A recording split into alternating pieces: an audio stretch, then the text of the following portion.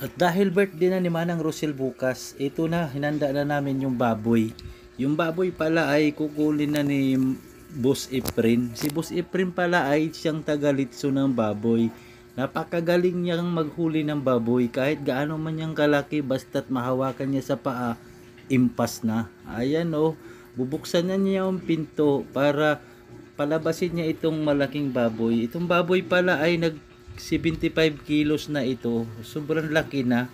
Kaya nga ang laki ng handa ni Manang Rosel. Yan pala yung palibot niya. Mayroon tayong mga puno ng langka dyan. Rambutan at iba pa. Niyog, saging, kalibre. Andyan na. Nalabas na yung baboy. Yung baboy pala ay medyo maamos siya. Hindi siya katulad nung ibang baboy na mailap sa tao. Itong baboy na to ay amo niya. Tingnan nyo naman, natalian na ni Boss Efren ang paa. Dahil mabilis pag natalian sa paa, tutumbahin niya lang yan at diretso na. Ayan na, dahan-dahan ang lumabas ang baboy. At doon pinapalabas hanggang doon sa may labasan para makasakay sa tricycle. Kasi sobrang laki, ang liit lang dandala nilang motor, baka matumba sila. Ayan na, natali na, sinigurado na niya. Diyan pala si Papang, si Misil nakatingin. Ayan pala si Bitoy, sunod ng sunod yung aso. Ayan na, lalabas na si Baboy. Ang pangalan niya ay si Budik. Si Budik na puti. Ayan pala si Kuya Mark Andrew. Ayan, palabas, nakuhanan siya ng kamera. Ayan, palabas na yung baboy sa gate. Ayan. Kita nyo naman, tapik-tapik lang yan. Makikita mong lalabas na yung baboy. Ayan pala yung gate. Ayan pala.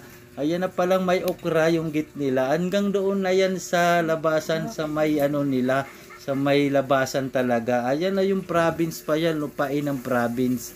Yan pala yung pagtatalian dyan. Kasi alam nyo naman, malaki ang space, makadaan yung tricycle. Ayan na, tapik-tapik lang pupunta niyan. At ito namang si Bitoy, napaka-busy niya, sunod ng sunod. Oh. Akala niya magnanakaw. Oh, kita mo, babangagin pa niya yung baboy, pati yung may dala ng baboy. Ayan na, tingnan nyo. Trick shot yan ni Boss Efren. Trick shot. Tingnan mo. Isang hawak lang yan sa paa. Tumbling na yan. Tingnan mo. Wow. Tingnan nyo ha. Tingnan nyo. Isang tumbling lang yan. O, tingnan mo. Isang hatak lang yan. Tumbling na. Kita. 1, 2, 3. Tumbling na yan ngayon. Tingnan nyo. Si Bitoy kasi magulo. O, tingnan nyo. Tumbling na si Baboy. Ayan. O, kagatin pa ni Bitoy. Wag naman Bitoy, umalis ka dyan Bitoy. Napakalaki ng kakagatin mo. Umiksi na naman si Bitoy. Kakagatin pa si Efren ni Boss Bitoy. Lumayo ka dyan Boss Bitoy. Lumayo ka, hindi ka pwede dyan. Dayari dyan si Boss Efren. Ayan na, simulan na talian ni Boss Efren yung baboy. Dahil natumba na.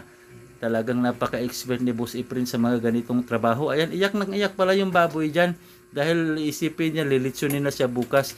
Ayan, shout out pala. Happy birthday pala kay Manang Rosel. Ayan, yung laki ng handa niya. Ayan na, natumba na yung baboy. At dito na, tatalian na ni Boss Efren. At dito tuloy-tuloy pa rin ang pagtari ni Boss Efren. Ayan, natalian na yung sa harapang paa. At isusunod na niya yung sa likod na paa. Dito pala medyo hindi siya nahirapan kahit siya lang mag-isa. Dahil alam na matagal na niyang ginagawa yung ganitong trabaho. Expert na siya dito. Kumbaga sa Tagalog, dalubhasa na siya dito.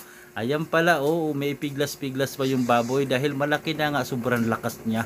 Sayaan mo baboy, sa lakas mo yan, bukas litson ka na. Kakainin ka na nila dito, Kuko Martin. Ayan na mga master, natalian na yung isang paa, susunod na yung isang paa. Ay, lakas pumipa. Sipa ng sipa, hila ka ng tatamaan dyan. At doon pala nahigip sa kamera si Isa, nakatayo at mukhang naawa sa baboy niya. Sige lang Isa, handa na ni Mamang yan bukas. Hayaan mo lang Isa, bukas karne na yan. Kainin na natin yan. At doon pala si Michelle, nakita yung kanyang paa. Hayaan mo lang yan. Sige, natalian na. At dito, si Surbulin lang ni Efren na taling-tali talaga. Balay, itatravel namin sa Igpalas, baka makawala pa. Impas ang kakainin namin lechon bukas. Magutom si Kuko Martin. Ayan, natali na. Finally, natali na. Tatalon-talon ang baboy. Wala ka nang magawa dyan. Natalian ka na. Yun. Parang bulat. At dyan, nakatae pala siya. Ayan, kitang-kita natin yung kanyang tae. Ang pagkain pala pinakain ko kanina ay sa niyog. Sapal ng niyog. Kaya ito na itim yung tae niya. At dito, hinintay na lang nila ako kasi kukunin ko yung tricycle kasi hindi kasi sa kanilang single baka tumambling sila. Ayan na pala, naka-relax lang muna siya dahil nakatali ka. Yari kang baboy ka, bukas litsong ka na, yari ka kay Tuko Martin, kakainin ka na. Hayaan nyo lang yan, papahinga lang siya na nakatali na.